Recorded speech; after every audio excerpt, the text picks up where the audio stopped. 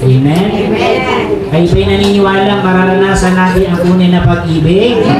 Amen. Pwede na po tayong makaupo mga kapatid ko sa Panginoon. Kumusta na po kayo sa lugar ng Maagay, no? Matagal-tagal din po akong hindi nakapunta rito, siguro mga ilang buwan, no? Pero thank God sapagkat magandang balita, no? Ang anak niya, ang apo ni Stersol ay andyan na, no? Dati pakinig-kinig lang, pero andyan na siya, no? Isang blessing kay Sister Sol, diba? Biyaya ni Yahweh. So, totoo talaga na hindi po nasasayang ang mga pagod natin. Amen po ba? Yes. At may mga may ilang faces akong nakita na ngayon ko din lang nakita. And glory to God. Amen po ba? Yes. Sa hapong ito, ang title po ng ating title, ang title ng ating topic ay Finding Your Place. Sa Tagalog ay hanapin mo ang iyong lugar. Ito ay tungkol sa Beatitudes na invitation kung saan tayo belong. Nakaranas na ba kayo na nag-attend kayo ng birthday gatherings, no? Mga pista, kasal, yung mga malalaking handaan, na pagdating mo doon parang out of place ka. Nakaranas na ba kayo ng ganon? Na parang bang hindi ka doon kasali. Every time po na ako'y nakakakita ng gatherings, especially mga youth provincial, alam nyo, tinitingnan ko yung observe ko yung palibot. Kahit nakagrupo yan, may mga bracket pa din yan. Kaya kahit isang grupo yan, may grupo din yan. Yung nagkakagrupo yung magbabakada, amen ba? May kanya-kanya silang mga good vibes, mga kadikit mga kapatid. Kaya kahit isang grupo, may grupo pa rin inside the group. At minsan, kapag wala tayong masyadong kakampi, we feel that we are not belong. Minsan pakiramdam natin na tayo ay hindi kasama doon sa grupo mga kapatid. Kaya sa hapong ito ay tingnan po natin, hanapin ang ating lugar dito sa mundong ito. Sapagkat if we can find our place in this world, mauubos ang buhay natin na walang saya. No? Mauubos ang buhay natin para bang puno ng kalungkutan. Sapagkat most of the time, parang hindi natin na-enjoy ang ating buhay because we always feel that we don't belong. Maging sa family, mayroong tampuhan. Naniniwala kayo? Sa family, mayroong tinatawag na tampuhan, hinanakitan. Amen ba? Sasabihin ng panganay, si Bungso lang naman mama ang mahal mo. Amen? Meron mga ganon. Yung sometimes, ito yung nagbibigay ng kabigatan sa ating puso. Nakikinig po kayo. Amen. Ang pinakamalaking laban ng buhay ng tao, walang iba kundi yung ating emotion, yung ating damdamin, yung ating pagtanggap sa buhay na bigay ng Diyos. Amen po ba? Kaya kahit mayayaman, kahit mga milyonaryo ay hindi naman nawawalan ng problema. Nakukuha niyo po? Kaya nga, isang napakalaking challenge sa atin is to find our place. Hanapin natin ang ating lugar sa mundong ito. Sapagkat kapag ikaw ay naalugar doon sa hindi mo gusto, para kang naglalayag nasa lungat sa hangin. Ha? Kapag tayo ay hindi nasa tamang lugar, para tayong naglalayag sa hindi tamang direksyon ng buhay. At masasayang ang lahat ng oras, lahat ng panahon na ating inuubos sa mundong ito. Ayun na ate. Amen po ba? So ang buhay ay hindi naman talaga sa patagalan lang ng buhay, kundi especially makamtan natin yung tinatawag na fulfillment, yung tunay na kabuuan ng buhay na meron tayo dapat. Kasi hindi ka naman pwedeng makapili ng anak, no? Hindi ka naman pwedeng makapili ng nanay sapagkat kayo ang magkadikit. Kasi kung pwedeng makapili ng nanay, ng kapatid, hindi mo napipiliin yung magpapasakit ng ulo mo. Nakikinig ba kayo? But hanapin natin yung ganong sitwasyon sa lugar na ibinigay ng Diyos. Kapag nakita natin yung lugar na kinalalagyan mo, anumang problema, anumang kabigatan sa buhay, mai-enjoy mo sapagkat alam mo ang Diyos ang naglagay sa ganung sitwasyon at alam mo din na siya ang tutulong. Amen. Kaya ang Panginoon nagbigay ng assurance, yung Beatitudes, mapalad ang mga aba. Baka sabihin natin, Lord, aba, di ikaw na lang ang maging aba. No? Kasi sa totoo, mali doon sa conception ng tao. Mali doon sa perception ng tao. Kasi most of the times, ang potentiality ng tao, yung mapera, no? Yung may magandang bahay, may mga sariling ari-arian sa buhay. But hindi ito effective na magi tayong masaya. Hindi ito pagkakataon na tayo ay maging masaya, mga kapatid. And that's why napakahalaga na makita natin yung ating lugar. Sabihin mo sa iyong katabi, kapatid, Kapatid, ano bang lugar ano bang lugar? meron ka? Mayroon ka.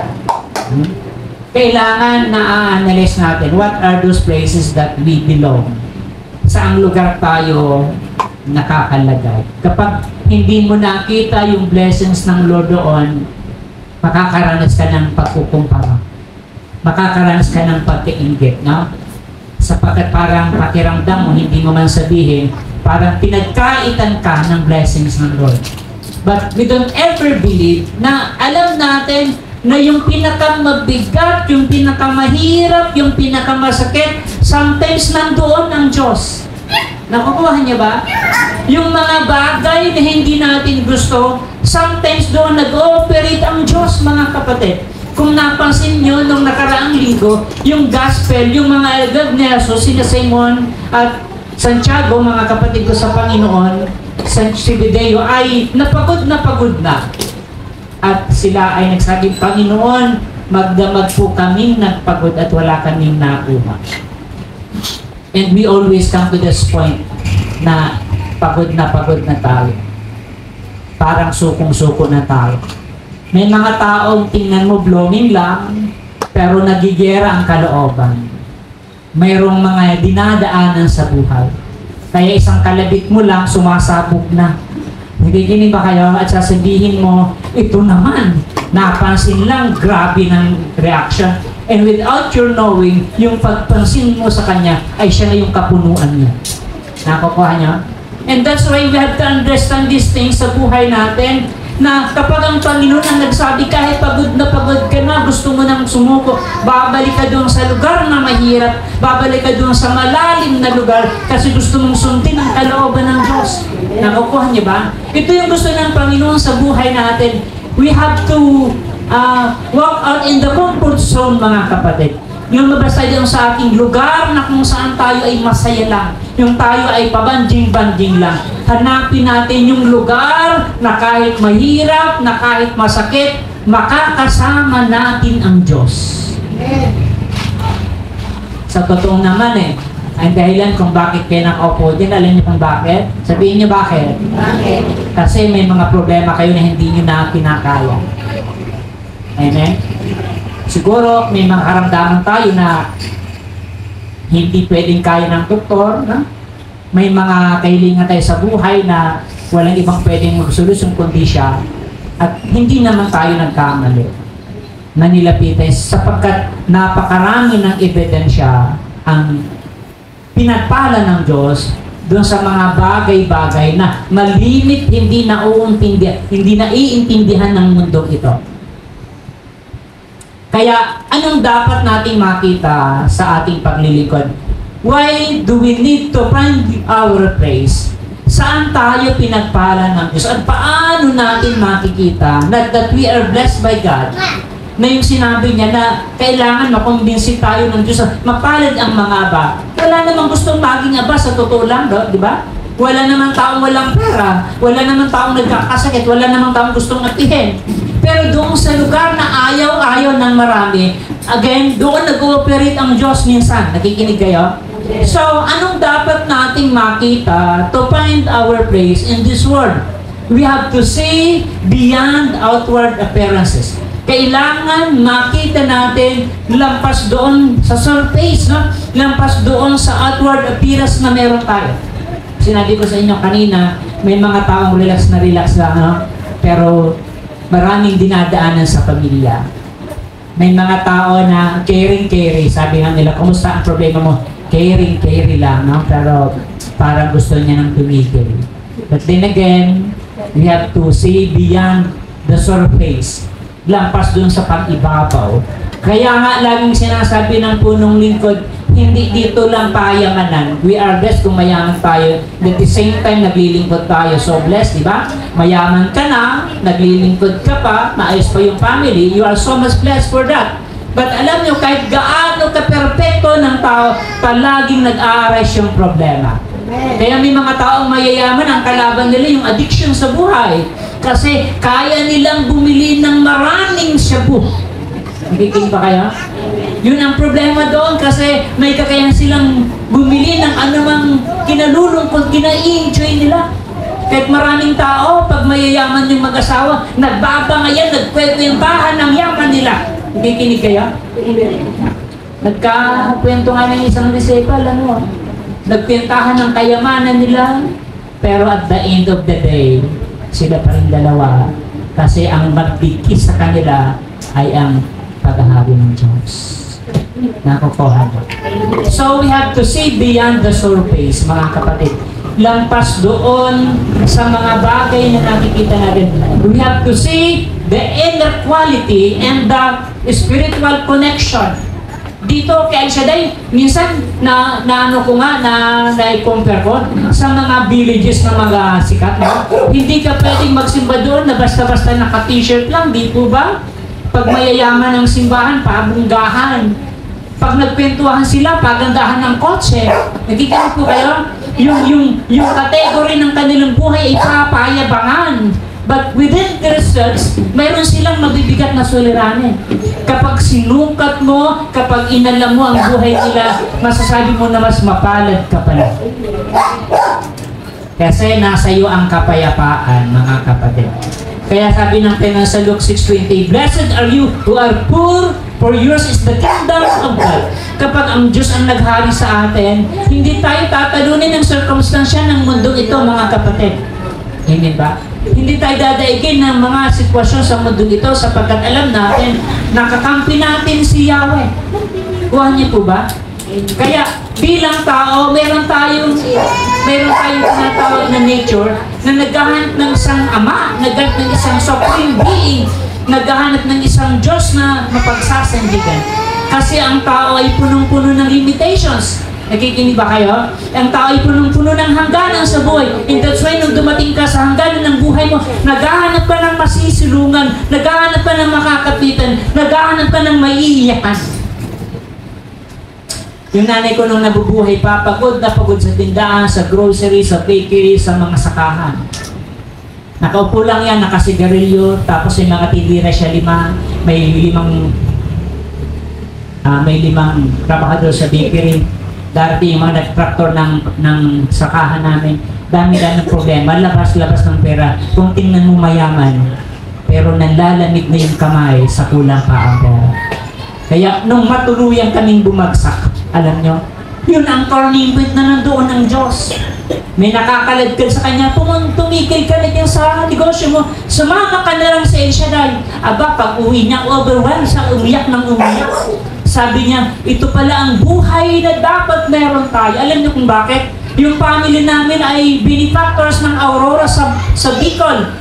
Yung manunugtog, yung trumpet, ang nanay ko nagbabayad. Yung pambigay ng mga sopas, mga biskwit. Every Tuesday nagbabayad sila sa barangay para iikot yung Aurora. Alam niyo yun? Ang nanay ko ang nagbabayad for thinking na kami tutulungan ng kataas-taasang Diyos. Pero sa kabila ng pagbayad ng mga Aurora, ng mga kantora, ng mga instrumentalist, taliwas ang buhay namin. Kanya-kanyang diskarte, kanya-kanyang barkada, kanya-kanyang inom. Yung mga magulang ko, alam nyo, ang daming barkada kasi maraming nakatagong black label. And here comes dumating yung pagbagsak. Sabi niya, eto pala kay El Shaddai, this is the place where I belong. Nakamtan niya ang kapayapaan sapagkat yun ang katotohanan, yun ang salita ng Diyos. Yun ang tunay na nagbubukas ng ating mga isip. Yun ang magpapaunawa na yung lahat ng bagay na pinagpapagura natin ay walang kwenta kung wala ang paghari ng Diyos sa buhay natin. Amen po ba? Talapakan natin ang Panginoon. Kaya ang mahalaga, makita natin hindi lang yung material na bagay sa buhay natin. Acceptance in brokenness. Sabihin mo, acceptance in brokenness. Sabi ng Beatitude, blessed are you who weep now, for you will be laughed, mga kapatid. Kapag tayo ay umiyak na, we come to the point of so much pressure, na? Kapag ang tao ay umiiyak na, hindi niya na kinakaya ang burden. Kapag lumuha na ang isang tao, ibig sabihin, hindi niya na kayang i-sustain ang kalang niya bukas. Kaya sabi sa psychology, ang pag-iyak ay hindi kahinaan, kundi kalakasan. Because we surrender this longingness, this limitation sa well-being ng Diyos sa buhay natin. Kaya tingnan nyo ang analogy nito, ang tawag yan, ang gulong, pag binumbahan mo yan ng binumbahan ng maraming hangin, magpe-pressure yan, sasabog yan. In the same way, this life, kapag marami ka ng problema sa buhay, sasabog ka na, umiiyak ka na, hindi mo na kinakaya.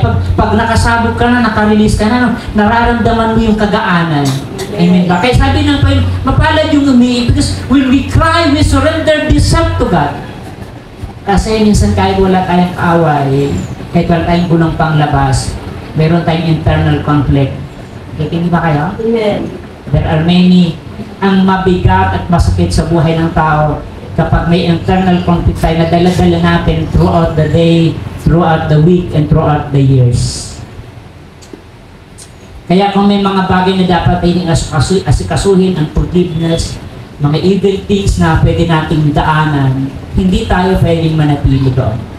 Whether we like it or not, kung gusto mo ang Diyos, pagsumikapan talaga nating lampasan. Gaano man kasakit, gaano man kahirap, parang pag-ubwar daw yan sa damdamin, parang lumalaban na sa buhay natin. Kahit maraming hindi nakapaglilingkod kasi hindi nila kinakaya yung hamon ng buhay. Ang kanilang focus ay sa paghanap buhay. Ang kanilang focus ay sa kanyang pamilya. And the more na inaasikaso natin ang pamilya, the more tayong pababa ng pababa. Alam niyo ba ang analogy dyan? Ang isang tao daw na nalulunod, kung bakit nalulunod, kapag pumapalag ng pumapalag, lalong lumulubog. Kaya kapag ang tao pa rin nalulunod, kailangan kumalma. Kasi pag kumakalma ka, lumilitaw ng unti-unti. Ganun yung estado ng buhay natin. Kapag nagkakaproblema na hindi mo na alam ang gagawin mo. Kuha nyo? Lumalabas na yung mga bagay na hindi dapat lumabas sa bibig natin. Na kapag di-desisyon tayo ng mga bagay na hindi dapat natin pag-desisyonan. Kaya minsan, nawawasak yung family, nawawasak yung pamilya, nagkakahiwalay. Nakikinig ba? Sorry kung may mga broken family, hindi naman natin yung gusto, amen po ba? Hindi naman natin yung ibig, pero sometimes hindi natin na natatapatan yung ganong hamon sa buhay. Hanggang doon lang talaga yung lakas ng ating, but at the end of the day, ang Diyos ang bahala sa ating lahat. Amen po ba? Ang Diyos ang nakakaalam ng plano niya sa buhay natin. Naalala ko yung sabi ng tatay ko, kahit anong away nyo, ng family nyo, ng asawa nyo, ng mga mahal sa buhay, huwag kayong humantong sa pagkakahiwalay. And so much blessing for God, na kahit pa paano yung family namin buo pa rin, although ang daming dinaan ng mga sigalot, ang daming dinaan ng mga hindi maayos at magandang pakinggan. But then again, sa dulo ng mga iyak na yun, sa dulo ng mga sakit na yun, laging may naghihintay ng tagumpay. And we become stronger. We become more wisdom, mga kapatid. Kasi hindi ka na pwedeng paulit-ulitin na linlangin ng kalaban because you know the consequence. Alam mo na yung magiging outcome sa buhay natin, mga kapatid ko sa Panginoon. Amen po ba? Yes. Kahit huwag kang matakot na umiyak, huwag kang matakot na nalungkot ka. It's part of life. Normal na nalulungkot ka, normal na natatakot ka, normal na nag-aalinlangan ka, pero hindi normal na sumuko ka. Sapagkat may pangako ang Diyos. Tingnan nyo yung sarili natin. Kung titingnan mo yan at titingnan mo yung buhay mo, ang dami mo nang dinaan ng problema. Why we are here. Amen po ba? Nilalampasan natin yung mga suliranin sa buhay.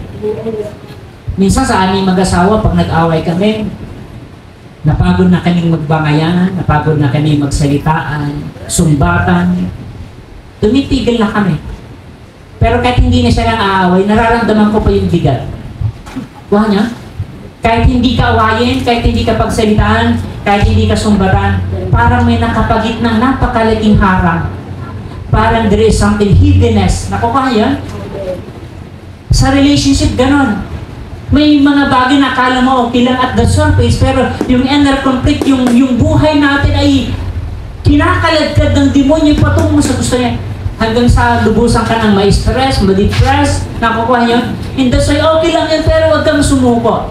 Huwag kang tumigil sapagkat yung pamamaraan ng Diyos, mapalad ka kung umiiyak ka kasi bahagi ng tao, bahagi yan ng kahinaan natin. When we are weak, God is strong. Kung saan tayo mahina, doon tayo malakas. Yung mga nanay na halos buong buhay nila ay problema na lang kanilang mga anak, minsan nagiging blessing yun because they become more stronger. Amen ba? Ang buhay natin ay hindi pare-parehas. Ang maganda lang makita natin how God deal with us. Amen po ba? Eh, yung alibughang anak at kanyang panganay na anak, iba naman yung pagdeal ng ama sa alibugha. Kasi alam niya kung saan yung weakness niya, mga kapatid ko sa Panginoon. Amen po ba? So, napakahalaga na makita natin na mayroon tayong happiness. Malimit nating nababasa, napapanood sa mga YouTube, social media, pelikula, na may mga handaan na bonggang-bongga ang kanilang mga decorations. But within their self, mayroong mga mabibigat na binangga. Sabi ng nakausap ko, ulitin ko to sa mga hindi pa nakarinig nito. Nung nasa Ampil ako, may nakausap akong sobrang pinagpala. Kwento-kwento siya. Yung brother, dalawang sakyan namin, ang dami naming inibitahan. Ayan, brother, kumain ka lang dyan, ang dami namin foods, no? Sabi ko, brother, you are so much blessed. Kasi may sasakyan ka, may naakay kayo, nakapaglilingtod pa kayo. Sabi niya, brother, okay, so much blessed. Pero alam mo, wala naman kami dito kung okay na yan eh. Nakuha niya ba? Hindi pa okay kasi kahit akala natin okay, may kotse, may bahay, may pamilya, pero nandoon pa rin, nag-i-exist pa rin yung mga suliranin. Kaya sabi niya, kung ang pera namin ay 1 million, katumbas doon ang problema namin. Nakukuha niya ba? Ang buhay natin, ang accountability natin, ang responsibility natin, katumbas ng buhay natin. Nakukuha niyo? Kaya maganda na makita natin yung gusto ng Diyos. Mabilong tayo sa category na gusto niya. And after all, yung lahat ng bagay na kinahumalingan ng mundo ay hindi na natin abutin. Sabi ko nga, sa labas, nagpapayaman, naglulukuhan, nag-corrupt, di ba? Naglilinlangan ang mga tao, kanya-kanyang hakot na bilyon, na milyon, naiisipin mo hanggang family nila hindi na maghirap. Pero nandoon sila lahat, nag-aagawan ng pera ng mundo, ng pera ng Pilipinas. Pero ang problema, mayroong bagay sila na hindi nila makuha sa pera, yung bagay na meron ka. Kuha niyo? Yung paglilingkod mo, yung may katiyakan ka sa harapan ng Diyos. At huwag kayong naniwala na okay sila. Kasi base sa psychology, ang tao palang sakit, nagiging sakit niya ang pagiging sakit. Kaya kung nakakuha siya ng 1 million, malungkot siya pag walang 2 million. Kung nakakuha siya ng 1 billion, malungkot siya na walang 2 trillion.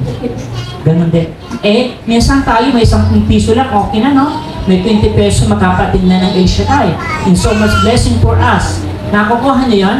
Kaya pag may pera tayong malaki, sobrang laki na. Because we are content, and so yun ang gusto ng Panginoon. If you want to follow me, you have to deny yourself. Kalimutan mo yung mga bagay, yung positions, yung mga bagay na pinagkahabulan ng mundo, mga kapatid ko kay El Shaddai. Anong another thing na makita natin if we are belong? Strength in humility. Sabihin niyo, strength in humility. Ang lakas, ang tibay sa pagiging magpakumbaba. Sabi ng Luke 6:20, blessed are you who are poor, for yours is the kingdom of God.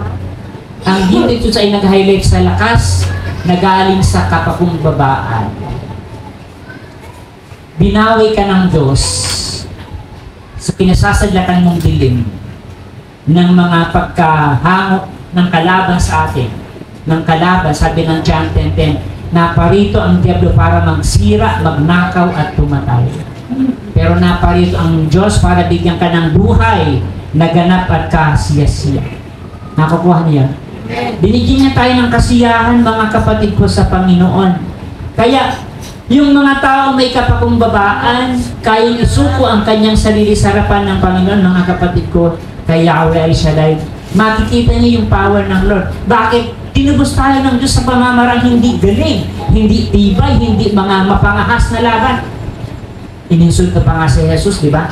Dinurunahan ng tinig. Yung koronang tinig sa ulo ni Jesus, isang napakalaking pang-iinsulto. Kaya yung Andre, ito ang hari ng Jew, ito ang hari ng Hodyo. Kasi they don't recognize Jesus as their king. Kaya yung kanilang paglagay ng koronang tinik, isang napakalaking pambabastos. Kasi ang korona hindi naman tinik, di ba? Ang korona dapat ginto. Pero they don't recognize Jesus ng mga Hodyo. Kaya, pero tinanggap yun ni Jesus ka, nang koronahan siya, namatay pa siya. Ibig sabihin, ganyan ang gusto mo. Dinaig ng Panginoon ang kadiliman, hindi ng galing, hindi ng lakas, hindi ng kapangyarihan, kundi yung kanyang kapakumbabaan. Sabi nga sa Biblia, dinuraan siya, pinagsisipa siya, pinag-iinsulto siya. Kung tayo, sige, ulitin mo pa, may paglalagyan ka. Kung tayo yung ginagano, ulitin mo pa nang makita mong hinahanap mo. Kasi Jesus hindi ganun eh. Tinanggap niya ang lahat. Yung lahat ng challenge, sapagkat ang sabi ng Philippians 4, bagamat siya'y Diyos, hindi na natiling kapantayin ng Diyos, kundi bumaba mula sa langit, Philippians 2 yata yun, at bumaba sa lupa at hinubad ang pagka-Diyos. Philippians 2:8, mga kapatid. Amen ba? So, hindi niya inaring na siya ay Diyos, kundi nagkatawang tao. Niya? Ang kalaban ng tao, alam niyo ano? Sabihin niya na brother. Sabihin niya na brother. Ang kayabangan. Kapag umangat na tayo ng konti, maniwala ka. Dumadami ng hangin sa ulo. Amen ba? Kapag maganda na yung forma natin, yung tipong ang pitakan ba, hindi mo na kayang tiklupin dahil sa dami ng pera. Talagang makapagyayabang ka. Pero yung pinagyayabang natin ay hanggang ilang takbo lang, ilang kilometro lang yung mawawala na. Sabi ko nga lagi, yung pinagyayabang natin pera, yung pinagyayabang nating mga material na bagay, baka pag nagkasakit tayo, hindi pa tayo mailigtas ng pera natin. Hindi pa tayo kayang pagkalingan ng pera. Because healing comes from God alone. Kaya wala namang mayaman na nagpagaling hindi humingi sa Diyos eh. Laging humingi sa divine being. We always ask to the divine being na mag-intervene doon sa mga bagay na hindi kaya ng gamot, doon sa mga bagay na hindi kaya ng pera. That is the divine intervention. At makakamta natin yung divine intervention if we humble ourselves before God. Kapag sinabi mo, Lord, hindi ko na kaya, Lord, ikaw na ang makialam. Ganyan ba? Kapag hindi mo na kinaya, ibigay mo sa Diyos.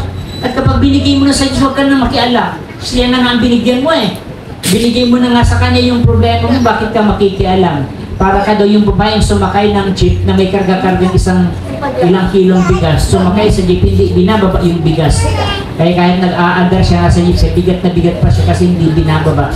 Kapag sumakay ka sa akin, ibaba mo ang karga mo para makaranas ka ng daan. Now, in the same way, if you serve God, ibaba mo yung burden mo, ilatag mo yung burden mo sa kamay ng Diyos. At kailangan mapakita natin sa Lord that we believe in Him. Kapag naglingkod ka sa Kanya at puro kakapalisan, pinapakita mo sa Diyos na wala kang tiwala sa Kanya. Sabi nga ni Brother May, pag kayo ay nagkakulang sa pera, sabihin nyo lang, God will provide. Diba? Pag nakakita ka ng mataas na bayaran ng bill sa kuryente, sabihin nyo, God will provide. Amen ba? Amen. Isipin nyo yung edad natin yan, Aba. Sa daan yung mong dinaanan, no? Ang dami na nating dinaan ng problema, pero andyan ka pa rin. Inilampas ka na nga sa pandemya, no? Dapat ka magtiwala. Kung inilampas ka sa pandemya, ilalampas ka pa rin sa maraming problema. Tuhan niya ba? So, napakahalaga na ang lakas natin ay hindi ang kalakasan ng mundo, kundi ang ating kapakumbabaan. Sabi ni St. Paul, kung saan tayo mahina, doon siya malakas. Amen po ba? Hunger for God, hunger for community. Uhaw tayo sa Diyos at uhaw ka din sa neighbor natin. Kapag naglingkod ka for your own sake, you are not serving God. Kuha niya pang ibig sabihin. Kapag naglingkod ka sa Lord, mayroon kang kayamanang community. Amen ba? Mayroon kang mga kasamang pwedeng tumapik sa'yo ng balikat ng totoo. Hindi yung tumapik sa'yo ng balikat, buti nga sa'yo. Kaya pasalamat ako sa mga taong nung dumaan ako sa matinding problema, niligtas nila ako. Pero may mga tao naman nung dumaan ako sa matinding struggle, tinitingnan nila ako hanggang ulo hanggang baba. Hindi kita niyo?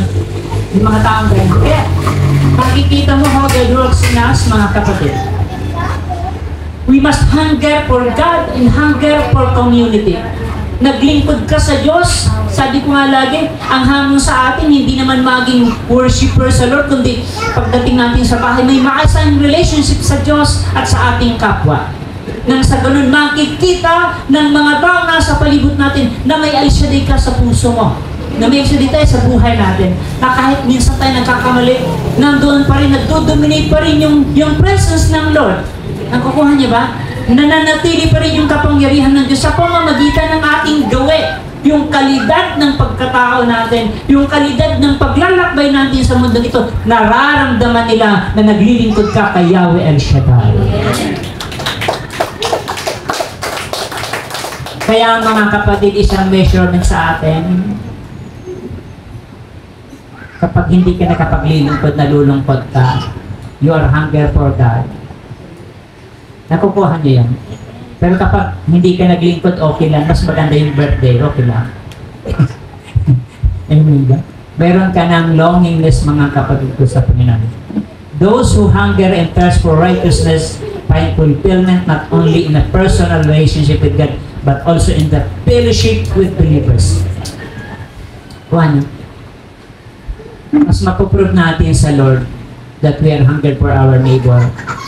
Ngayong nakikita natin yung ating mga mali at isinusuko natin to, inaamin natin to, tinatanggap natin to, at binabago natin to. Kuha niyo? Alam niyo madali maglingkod. Naniniwala kayo? Madali lang maglingkod, pero hindi madaling manatiling naglilingkod. Madaling maglingkod, mag-attend ka ng ngayon, hindi ka mag-attend bukas, naglingkod ka. Pero madaling maglingkod, pero hindi madaling nanatiling naglilingkod. Ang mas mahirap, alam niyo kung ano? Yung manatiling naglilingkod at mabuting lingkod.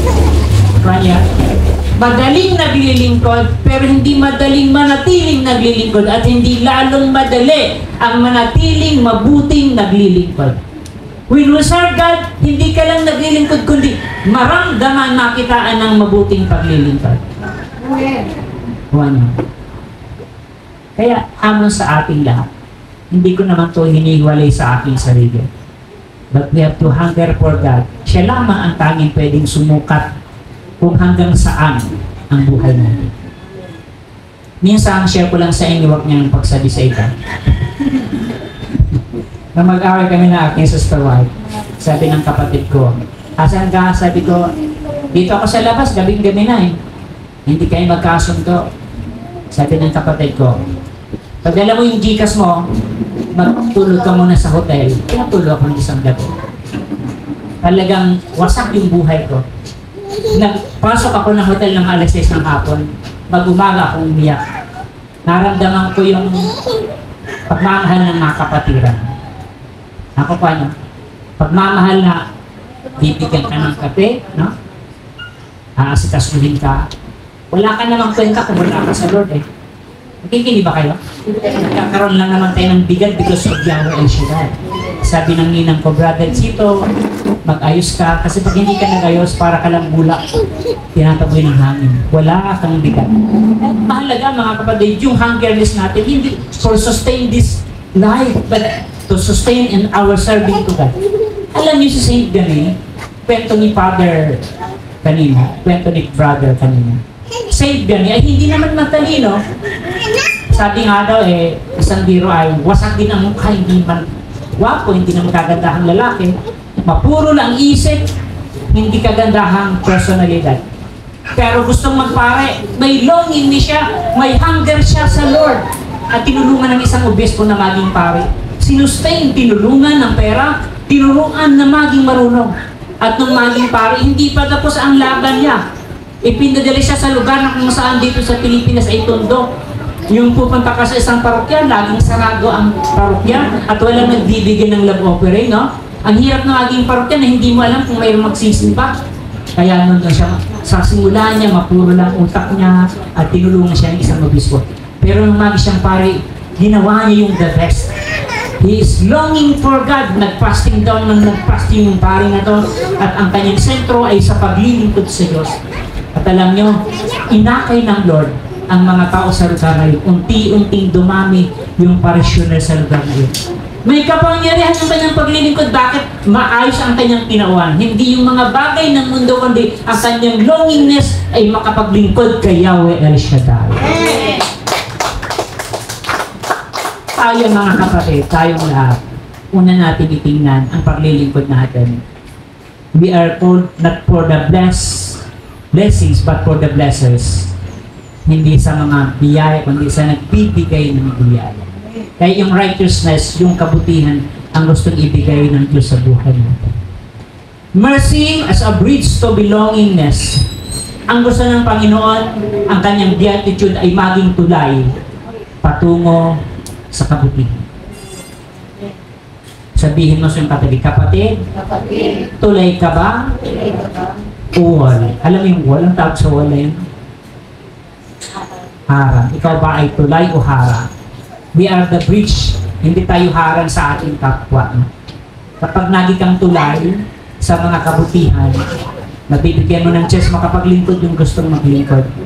Pero kung harang tayo, kung tayo ay wall, may naglilingkod, haharang natin. Minsan din natin yung nakikita. Nakakalungkot na sa gawain na yun kung bakit.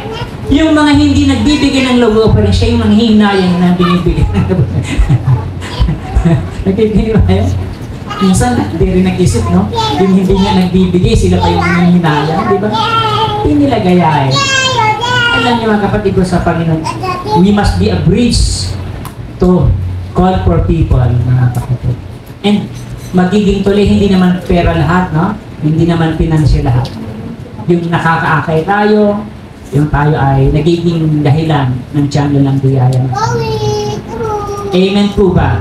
The merciful just as your Father is merciful. Maawain, mahabagin. Kaya ang analogy dito, ang isang broken bridge, yung sirang tulay, maraming distraction. Nakuha niya? Kaya yung masiring tulay sa Bicol, hindi ako nakauwi. Balita ng kapatid, huwag ka nang umuwi. 2 araw ang biyahe papunta ng Bicol kasi wasak ang tulay. The same with this life, kapag wasak ang tulay ng ating pamilya, maraming distraction. Maraming miscommunications, ha?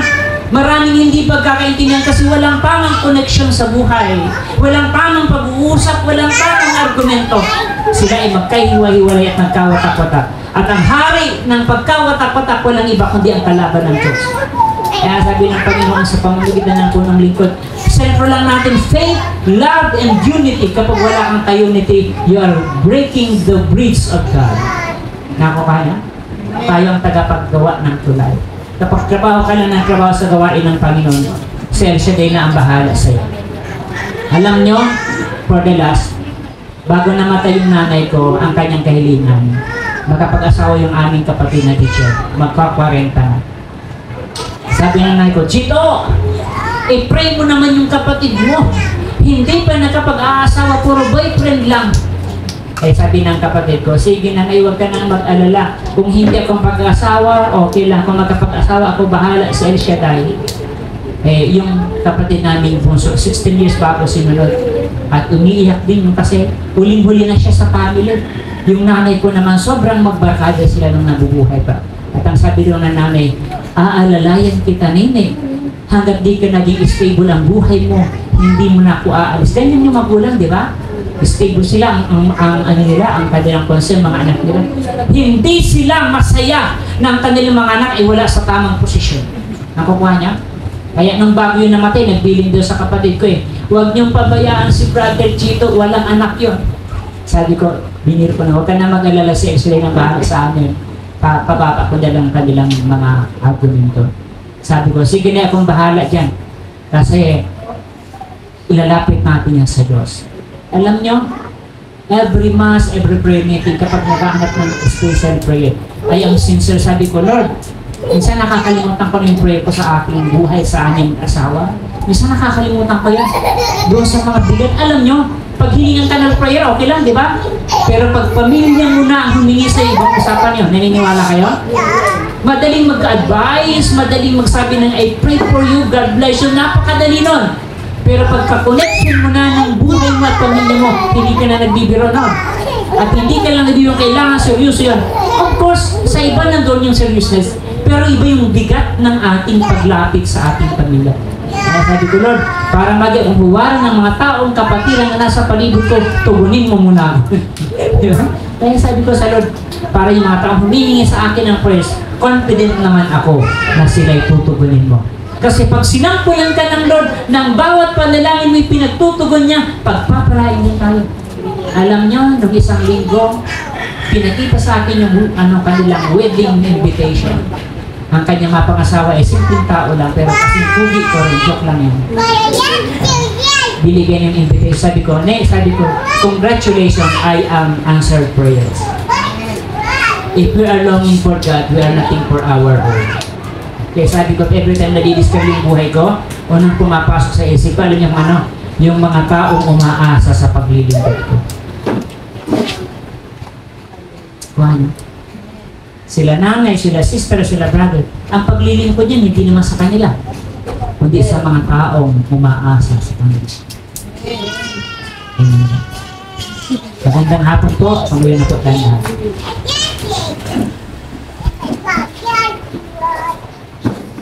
Ilagay natin ang ating kamay sa tapat ng ating puso.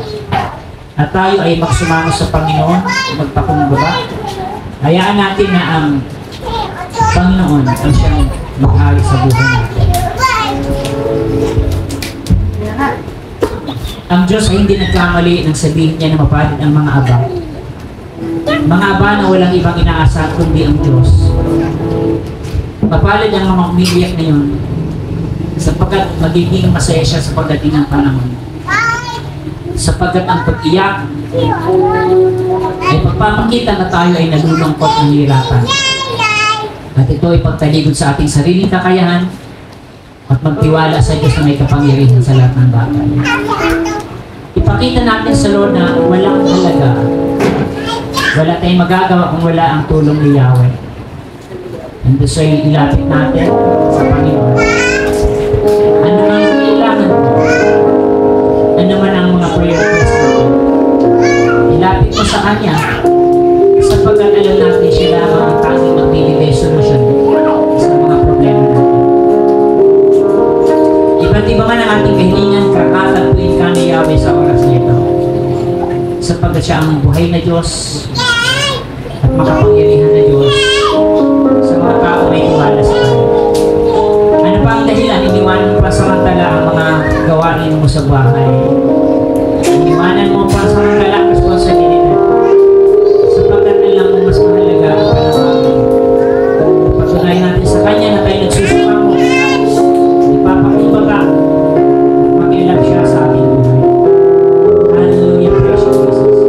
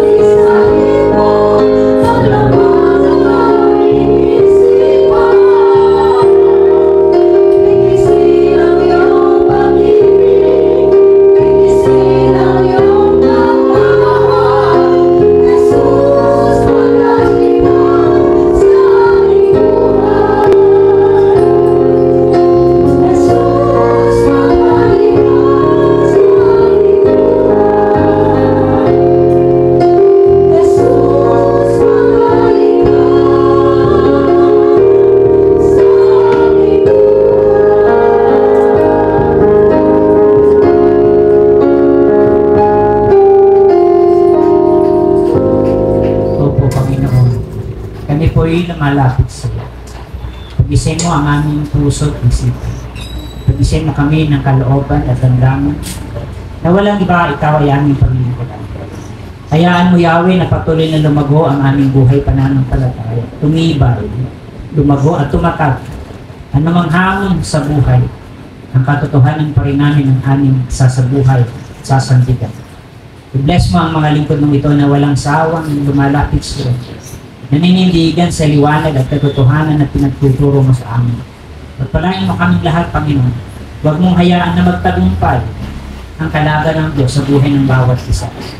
Sa pamilya ng bawat isa, Panginoon. Anumang mga sigalot, anumang mga conflict, mga inner conflict, Yahweh, dalangin po namin ang iyong kapangyarihan ay manako. Ayusin mo, Lord, ang bawat gusot, kakulangan, kahinaan, kalabisan sa bawat buhay at pamilya namin.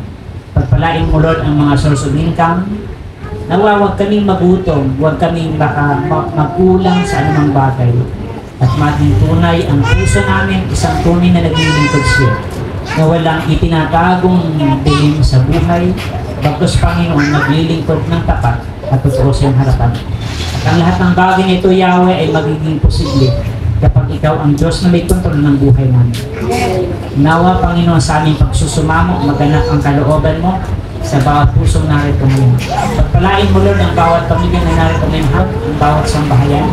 Kung may mga dalang-dalang problema, Yahweh, idinudulog namin sa malakan. Kung may mga pinansyal na pangangailangan, bayaran, kakulangan, we pray for your provisions, Yahweh, and Shaddai. Kung may mga gulo at conflict sa pamilya, we pray, Father God, for your divine intervention. Karamdamang physical, we pray for your divine healing, O Lord. Lahat ng area ng aming katawan, sa dugo, sa balat, sa laman, sa emotion, sa damdamin, sa puso't isip, Father God, ikaw ang maghari sa mga lingkod mo. Panginoon, maraming pong salamat sa lugar na ito, sa tahanang ito na palaging umuukupa sa mga naglilingkod sa iyo. I-bless mo kaming lahat, mula ngayon magpakailanman. Ang manunugtog mo't mga awit, i-bless mo kaming lahat. Ang manggagawa mo at mga nag-attend ngayong hapon, pagpalain mo kaming lahat. Sa pangalan ni Jesus, say Amen. Amen. Sa ngalan na naman ng anak ng Espiritu Santo, Amen. At pagpalain mo rin ang mga batang itong bababae, Amen. maging kwer pagdating ng panahon. Amen. Let us give thanks with a grateful heart.